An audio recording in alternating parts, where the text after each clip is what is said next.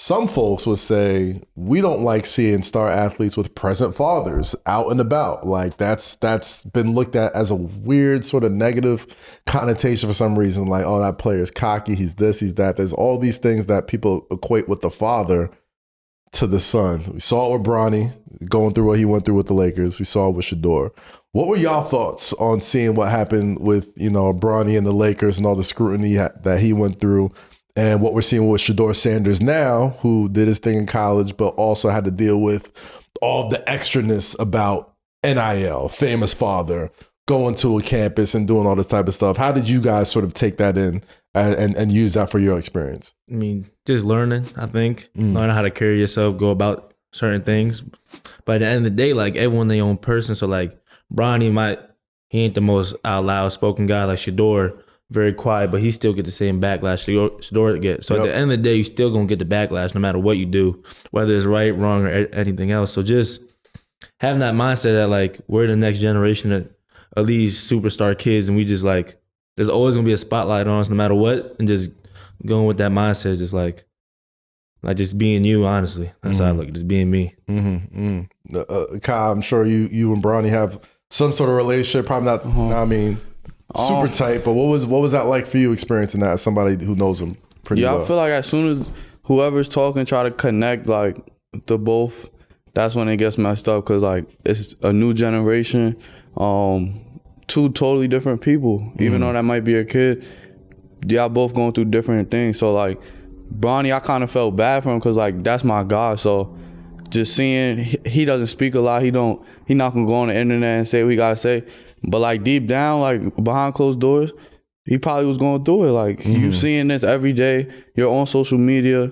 You can't even scroll twice without seeing a post with your name on it. So it's like, yeah, like, and he probably talked to his pops about it. But at the end of the day, he's nice, that boy. He's not like people trying to say he's not good or he just there for his pops. I think he's really nice, and I think he really has a chance to, prosper in the NBA.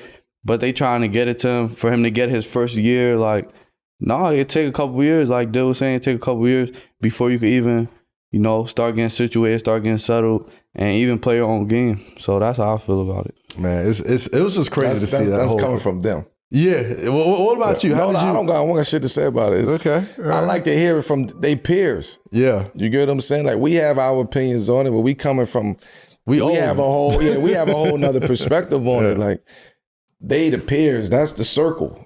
You know what I mean? Especially when it comes to parents who had careers or had something, something was successful. Like, they have to relate to all of that. Yeah. So they think differently about those situations. It's like you and Braun and everybody, that class, y'all had y'all fraternity, the NBA has their fraternity. Yeah. And I think y'all have your own special fraternity too, as far as like not just being highly talented basketball prospects, but coming from the lifestyle you guys grown up pretty much in the NBA and seeing, the NIL, the social media, all these things that as much as your parents can prepare you for, they don't go through it the way you guys have to go through it. And they got to deal with nepotism today. The idea of nepotism today. They have to deal with that. The Nepo baby. Like it's very difficult for them. But I will give them credit because they really don't give a fuck as much as everybody else give a fuck. You know what I'm saying? Like, other people everybody want to be like, hey, man, listen, don't do. No, they really like, man, whatever. Because it's on to the next. Like, because they never had to deal. They don't know what it's like to deal with anything else other than that. So why would I deal with that shit? I'm cool over here. Let's go hoop, man. That's all we care about. And I love the mentality of that, where most people would be like, this generation is soft, or how they soft is they here now. It's their time. Let them live. Let them do what they need to do. Let them decide on how their generation gonna adapt to this game and this industry. What we did, we already did it.